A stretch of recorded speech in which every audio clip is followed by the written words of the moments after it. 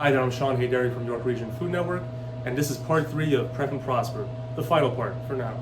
And we're going to focus on ground beef.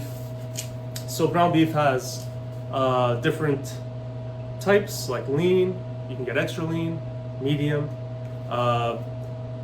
Some places like butcher shops in particular will have the actual primal cut choices, so that would be ground round, which is the rear of the cow, basically the butt of the cow, and then after that would be ground sirloin, and so that would be the extra lean, so by the butt of the cow, because that area is very muscular and always working and walking, so there's less fat in it, so it is leaner. And then as you go towards the center of the cow where the rib is, you would get more fatty cuts like the steak, the ribeye cut of steak, if you're familiar with that. And then there's the ground chuck, which people like for burgers, also fattier, a lot fattier. Usually it'll be about 30% fat. It doesn't say it here, but medium, I believe, is around 20% fat, usually, around 20% to 25%, but it doesn't seem to say it here on this particular packaging. This is the Butcher's Choice from No Frills. So this medium ground beef, I think, is pretty good and versatile. The thing is with medium ground beef, because it does have that 20%-ish fat content, you will have to drain it after cooking it. Whereas if you're using something like extra lean, and by the way, extra lean is most likely going to be the ground round, which I keep pointing back here. Yeah, it's the rear of the cow, and it's more lean. But the reason they call it ground beef and not, for example, like the butcher would say, what part of the cow do you want? Do you want the ground round? Do you want the ground chuck? Do you want ground sirloin? The reason they just call it ground beef is because it's likely that there's a mixture of all the different types of cuts in here, so they can't just call it one of the cuts. It's usually at butcher shops, they'll when they're selling it at No Frills, their butcher department, if they have one, or wherever they're getting the meat from, it's usually just the scraps that they have left over from the prime things that they're trying to sell, and then the leftovers from that will be ground up and packaged and sold. So they're making money that way as well, and they cannot call it just ground chuck. You get the point now. So it's just ground beef. And this, and I also found at the grocery store that when you're buying something like extra lean, it's more expensive than lean, and then medium would be less expensive than both of those. So the price changes, at least at No Frills that was the case, and I took pictures of that just to show. It's same weight, same brand, same product, but just, I guess, because the leaner the meat is, the less, because when you're cooking down the fat, it renders and you're losing that essentially, so you're just getting less meat in that sense per weight. So without further ado, I just like to want to get into this and start talking about how we can cook this ground beef in a basic way so it's versatile for several dishes, as we've discussed in the previous Prep and Prospers, taking one ingredient such as chicken breast or whatever it might be in the vegetable department like butternut squash or potatoes, taking these things and showing all the expressions that they could possibly have, all the fun ways we can enjoy these foods, the different ways, because you don't want to eat the same thing over and over. Like when you think about meal prep, you might think, oh, chicken breast, rice, and broccoli, or if you're vegetarian, some sort of quinoa salad, and whatever, or some sort of dal, maybe because Indian cuisine is great for vegetarian cuisine, and so you might just think like the same thing over and over. But to be able to mix it up and have variety. And it's been shown that variety is good. It's good for your, your psyche, your mental health, because you're actually able to enjoy what you're doing on a day-to-day, which is eating. We eat typically multiple times a day, so to enjoy that as much as you can, it's gonna definitely impact your mental health. And then there's also the physical aspect. When you provide variety in your diet, you're getting more potential variance in nutrients, right? You're getting different types of vitamins, minerals, nutrients, because you're trying different things which have different nutrients in them, each of them. So I'm going to get into beef quesadillas. That's what we're going to make, and I want to make pico de gallo. Pico de gallo is just like also called, I think, salsa fresca, which is like a fresh salsa. So just cutting up, dicing up these beautiful tomatoes I'm buying here. I would just use a lime, a jalapeno, cilantro, and a sweet onion, like a red onion will do as well. Some people put garlic, some people don't. I don't know, I do both sometimes, it really depends. I'm gonna put garlic because we have a lot of garlic. I'm gonna put some garlic in this one. And same thing with guacamole, which I would like to make. Some people put tomatoes in it, some people don't. Some people, put cumin in their guacamole. The main thing is you want to have cilantro and lime and garlic in your guacamole, I would say, and some onions. And the tomato part, I would say, is optional. Cumin, not everybody likes. And same thing with spice. So if you're gonna put chili flakes and spice up your guacamole, not everybody's into those parts. But a simple guacamole should consist of lime, cilantro, the avocados, of course, some salt, and a little bit of garlic, depending on, some people even don't like garlic, right? But you can just customize it from there. Some people don't like cilantro, but I feel like to make the authentic, if you want to call it that, version of each of these dishes, you can look online and see the recipes and see kind of the origins of why it might not traditionally include garlic, right? These are things that I have curiosities about, and that's something that I would like to actually, I don't know why the traditional recipe doesn't call for that, but it doesn't, from what I understand. And so in the quesadilla, this time around, I want to use black beans and corn. Some people don't like that. Some people might put the pico de gallo in the, cook it up. I've done that too. I cook up the pico de gallo with the ground beef and the quesadilla, maybe some caramelized onions. You can kind of do whatever you want. I'm going to get the pot over here, nice and hot. And not too hot, not smoking hot, but hot enough so the beef doesn't stick. I'm going to add a little bit of oil here that I have. I believe this is just the vegetable oil that we put in the bottle here. You want to stay away from things like olive oil because I want to go on a medium high-ish heat here to cook off this ground beef. I'm going to cook it on its own. I'm not going to season it. I'm not going to add onions in yet. One thing I'm going to try here, and there's reasons for what I just said. One thing I'm going to try here, I've never tried it, is tenderizing with baking soda while it's raw. Per pound of ground beef, you would add about a half a teaspoon of baking soda and mix it in to the ground beef. And the reason you don't want to add the seasoning in quite yet into the beef, it affects the way it browns. I think because maybe the salt draws out moisture. I hate to say anything right now without being 100% certain, but this is what I've been told, and I would like to research and put in the description. But I believe it's the moisture content being drawn out of the meat when you add salt early on that affects the browning process. My pot is nice and hot here, so I'm gonna try this method. I've never done it before. Like I said, I have about just over a pound of beef here, and I'm going to do the half a teaspoon. It goes without saying at this point, always make sure your station is clean, your hands are clean, your utensils and everything are tidy. And when dealing with raw meat, always want to practice food handling safety. In this case, I will use gloves, and I will still wash my hands after handling this. I'm just using the gloves to be a little extra careful. So looking for some things here. I'm going to rip open this package, and you can mix this in a mixing bowl, honestly, right now, just to be kind of, this is how I do it at home too, to be kind of, let's call it efficient. I'm going to do it right into this, in the same container, so I don't need to wash as many dishes, and half a teaspoon. I'm curious about how this turns out. Like I said, I've never done this before with the baking soda. I just heard about it recently once I've started putting this workshop together and just like really looking into ground beef. And I think when it comes to, the baking soda trick also applies to chicken. I've heard people doing this with little bits of chicken for chicken stir fry, like an Asian inspired stir fry, if you can imagine. The baking soda acts as a tenderizer. And there was some sort of scientific chemical component to it that I have on my sheets that I'm no scientist, but I can include in the description of this video a link to this source where I got this information. I've heard it before. I just thought, like, who does that? Who has baking soda?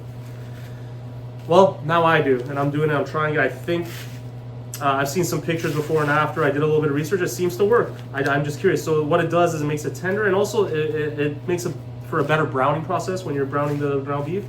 By browning the ground beef, I mean just cooking it off, and then we're going to drain it. And then we're going to use the fat that gets rendered out of the beef separately from the beef. We're going to cook the onions and that and the garlic, and then we can combine everything together with our seasoning. And then the basic seasoning, so like salt, pepper. And then you can set that aside, and it'll be prepared as your basic staple ground beef ingredient that's prepped to be used for several dishes. I'm going to take this glove off so I can oil my pot here. Okay, like I said, vegetable oil. Nice and hot in there, very good. You don't have to go too much with the oil, just at the beginning. You just want to mainly make sure your pot is hot enough so the beef doesn't stick. And the beef is going to render out a lot of its fat content. Like I said, this is medium ground beef, which is about 20, maybe 25% fat, and that will be rendered out. It doesn't say the percentage here, so I can't say for sure exactly the percentage, but typically that's what it is. Lean is usually about 10% fat. Extra lean is about 5% fat, so that's what we're dealing with here. I'm just going to throw this in.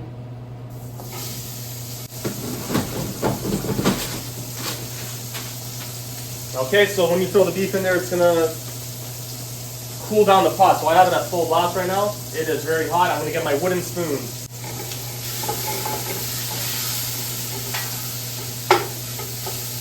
Okay, so at this point I'm just mixing around the ground beef. Hopefully you can see some of that action, but mixing it around and cooking it off and trying to break it into smaller chunks a little bit as that's happening. Clumps in your ground beef, like the beef just being clumped together.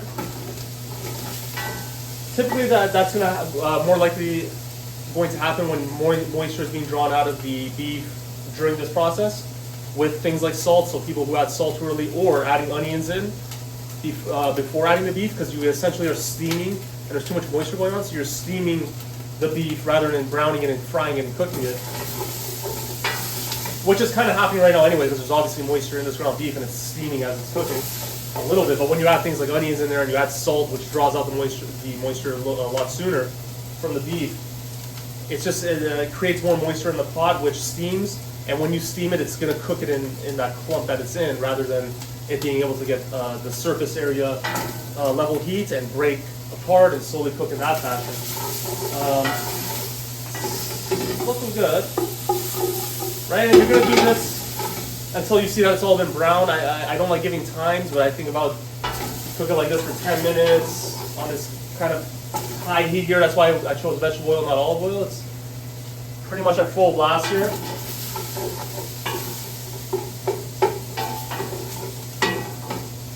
The reason I like to go higher heat as well is because it creates a better browning process. Like I said, just the higher heat getting to sear on the ends of the meat and on the surface of the meat, and also you're not slowly cooking it and steaming it out.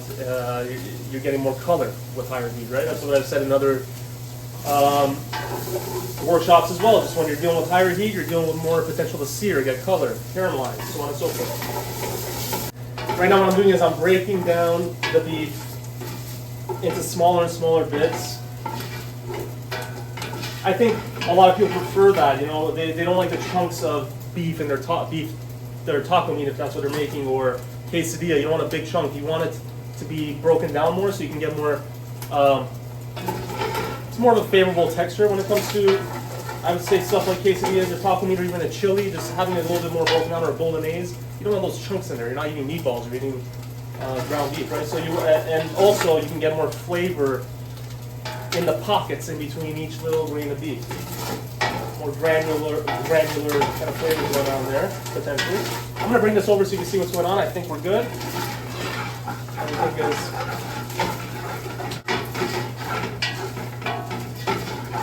Everything is nicely browned there. I'm going to have to drain this now. Like I said, it's medium ground beef, so it's going to have that fat in there, which has just been rendered and turned into basically an oil. It's been liquefied. Just want to show folks that's what's going on. Do we see that? Okay, no, like I said, I'm going to cook this a bit more anyway, so I don't need to go too far right now.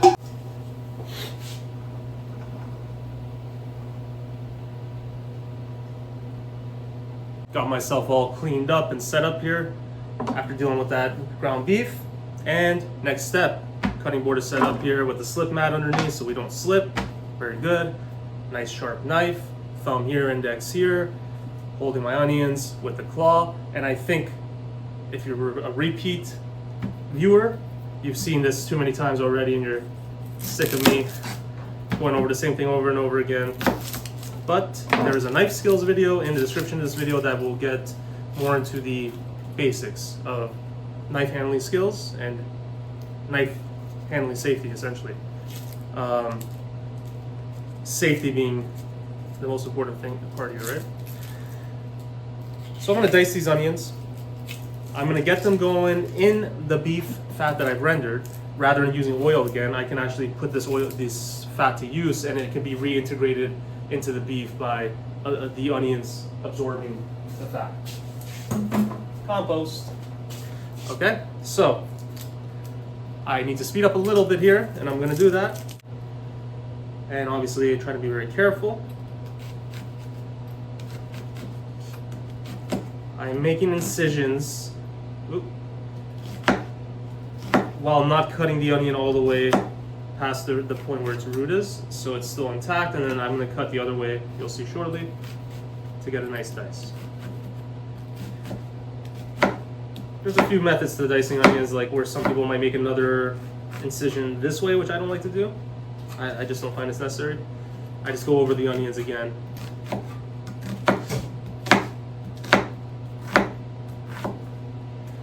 I think as you'll see with cooking, there's many different ways to get to the same destination, and it's whatever is the most comfortable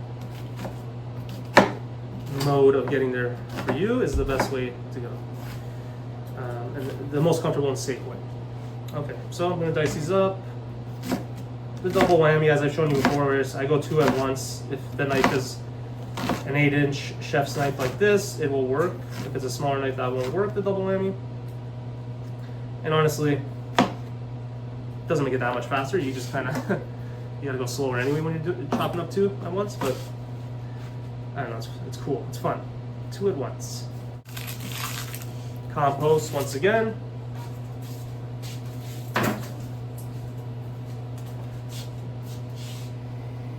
Getting my pot back on. The oil, the fat from the ground beef going back in. Alright, let that heat up for a bit, and while that's happening, I'm going to peel, just get a couple for that much. See, I'm eyeing it out right now, that much beef, a couple cloves of garlic will do. Starting with the onions, getting them translucent after a few minutes of cooking, and then adding the garlic that is minced.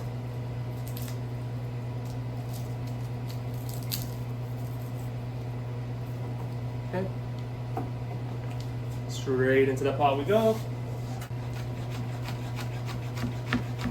So, I heard Gordon Ramsay say this one time before, because I used to be obsessed with like really mincing my whatever, like mincing my garlic as much as I could, and then he said something once that stuck with me, is about you lose a lot of flavor in the cutting board.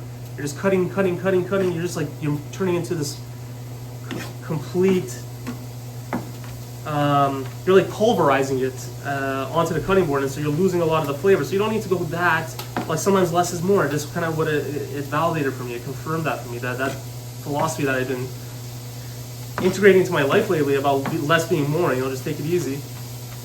Because when I first started cooking, I used to go too much of everything, too much spice, too much salt, like just heavy-handed with everything, just because I thought that more is more, But it's really not the case. You have to let things be, like let the beef flavor and the onion flavor, the chicken flavor, whatever, like let those things be. Okay, so I've got things cooking up nicely here. Garlic's in there. So this is a good point, a good time to get your seasoning together for this quesadilla that I'm making. Because if I wanted to make this just the basic ground beef dish, I would have included this, salt and pepper. Because I'm making quesadillas, I'm going to just go straight to the next step. Throw my ground beef back in. Taco seasoning blend.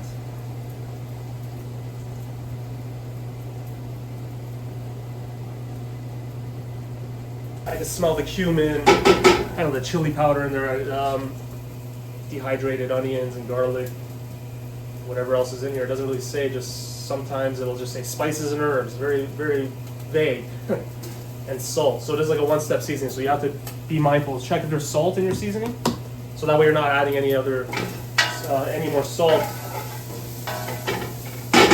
I'm gonna gonna add a little bit of water to this. That's sometimes with taco meat or something like that, when you've got flavor in the pot going like this and you've got your onions, your garlic, your beef all together. You add a little bit of water and it just turns it into like a more juicy, moist, kind of a saucier mixture for your taco meat, but in this case, quesadilla meat. If you want to see what that's looking like right now, and bring that over. All right.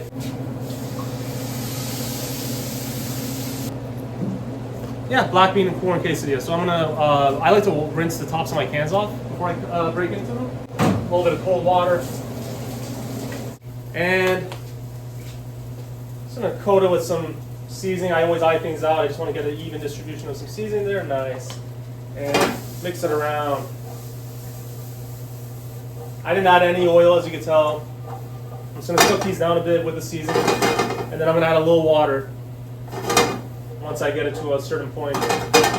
After a few minutes of just cooking it like this, I think water will help break down the beans a bit. I want the beans to be not too hard. They come out of the can pretty okay, but I just want to cook them down a bit more than what they come out of the can like. So next step, while things are going on here, and before I kind of want to get things into the oven soon, and then I can make my pico de gallo while things are in the oven, because pico de gallo is always good if it sits and marinates in the lime juice, and all the flavors start to coagulate and kind of come together. So I'm gonna get that going. Okay, so I'm gonna wash my tomatoes for the pico de gallo here, and my jalapeno, and yes, I even wash my limes, because when you cut through the rind there, the skin, any bacteria or anything on the outside does go into the flesh. Or I'm mainly concerned about pesticides, because bacteria would get killed by the citric acid in the lime juice, and also bacteria, our body has defenses against that more so than chemicals and pesticides. So I'm not as worried about bacteria usually. I'm more so worried about the pesticides and whatnot. That being said, also gonna wash my cilantro, delicious.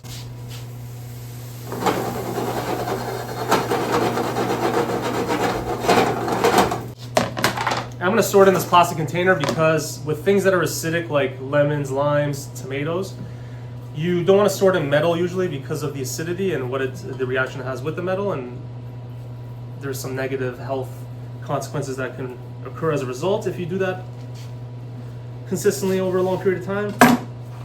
I've heard of lockjaw and early onset Alzheimer's and things of this nature, just that are health risks when it comes to storing, let's say, over a long period of time, tomatoes that are diced and cut open, limes that are cut open, so the acidity would have to be exposed, or the flesh would have to be exposed for the acidity to come out and then interact with the metal. We don't want that. So pico de gallo, it's all about freshness. Like I said, it's called salsa fresca, which just translates to like a fresh salsa, I believe, in Spanish. And this is these are Mexican dishes. Pico de gallo is Mexican, as well as my quesadilla. You might have your quesadilla with some sour cream or guacamole, salsa, or pico de gallo on top. Like, you can do these kind of variations. Just chopping up my cilantro here. Okay, I'm just coring my tomatoes, as you can see, and I'm gonna get a dice going. Not too fine. You can make it as fine as you want, as chunky as you want. It's really up to you. The same thing with like a bruschetta, which some people might confuse based off the appearance of the two things. Bruschetta is an Italian dish where there's diced tomatoes and diced onions and basil, fresh basil, olive oil, and garlic is a must, and oregano sometimes a little bit. And that's about this, salt, pepper. That's about the size of it, and they look very similar, but they're two very different flavors. I would say Mexican cuisine, there's a lot of cilantro lime going on, a lot of spice, and a lot of their fresh flavors are different. The Italian, you would think oregano and basil, right, with the fresh tomatoes.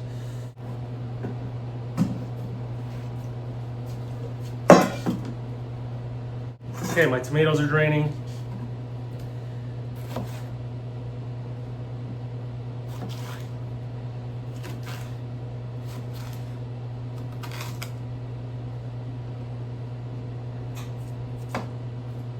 I don't want to make it too spicy for some folks, but I still want that jalapeno flavor and the essence of the pico de gallo there. So I just took out some of the some of those parts there, just to make it a little bit more palatable for some people. And we're already starting the coagulation process. Everything's coming together. They're marinating the things.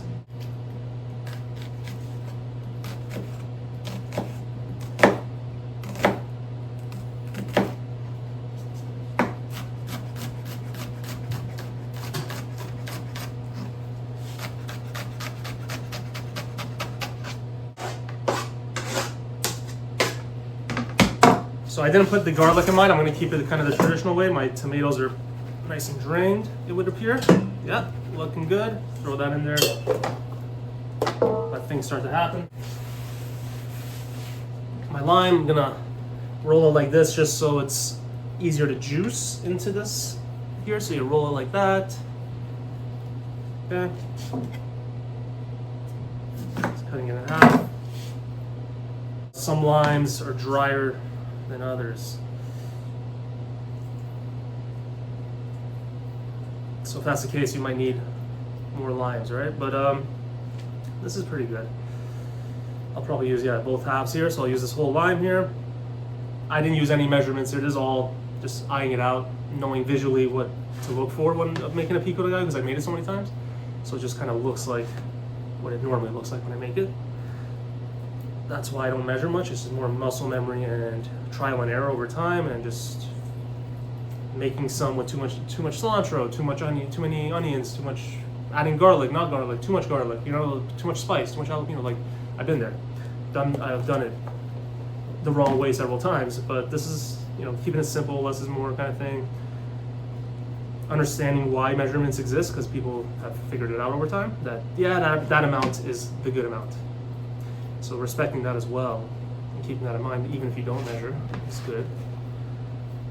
Oop. Okay, so I got my lime juice in there, onions, cilantro, jalapeno, tomatoes. I'm gonna put salt and pepper, mix it up, and we're good. That's just gonna start to marinate while I get things in the oven. Mix it around, of course.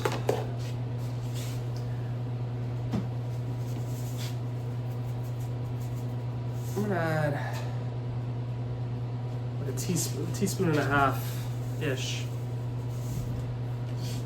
of salt.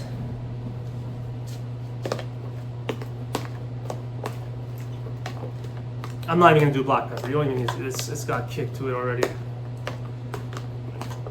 People don't think about pico de gallo needing to marinate, but it needs to marinate. It needs to sit in there, and the flavors need to blend together, come together. And even 20 minutes. If you give it 20 minutes to marinate and let that happen, it's better than nothing.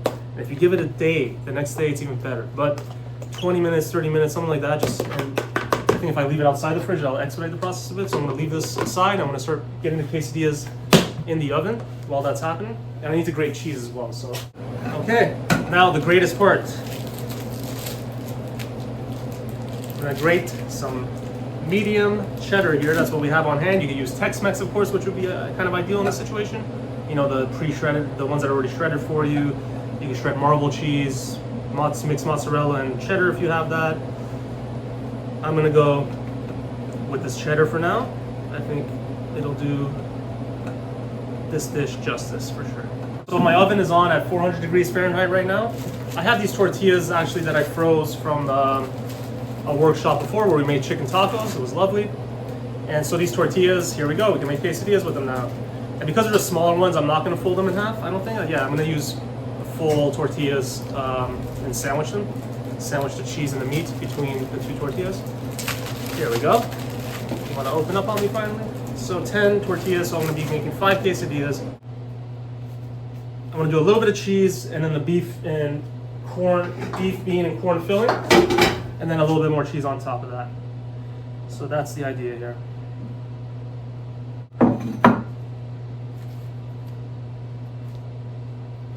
So I've mixed my ground beef, my beans, and my corn. Just gonna put some on each tortilla here. You want to fill it up obviously to the edges as much as you can when you're making these style of quesadillas. Versus folding them in half. Like I said, I'm doing the full ones here. Okay, and now a little bit more cheese on the top and give space in between each quesadilla. As you can see, I have parchment paper here. I haven't greased or oiled the tray or the bread, the tortilla. I'm gonna pop these in the oven. It's at 400 right now. I'm gonna pop it in for about 7 minutes and try to get a nice golden brown color. And I'm gonna flip it and do it for another 5 minutes and see where it's at. Because this is a convection oven, the 400 degrees it runs a little hotter than your typical 400 degrees without convection. So let's see how it goes. And now while that's in the oven, it's a good time to start cleaning because I'm rather than just standing around waiting, like I said before, clean as you go. There's a little bit of beating here. I want to save that for later, but here we go, just cleaning up, sanitizing my station.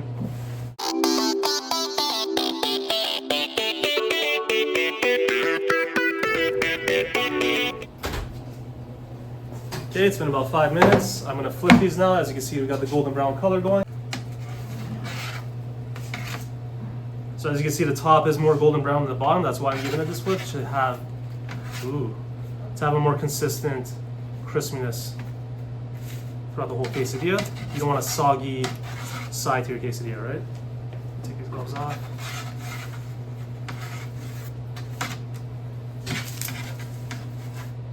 And at this point, I'm not going to put them in too much longer, just a few more minutes to get that crispiness on the other side. I probably should have got a spatula, not tongs, but you know what? There you go. Okay, so like I said, just a few more minutes in the oven and we are done.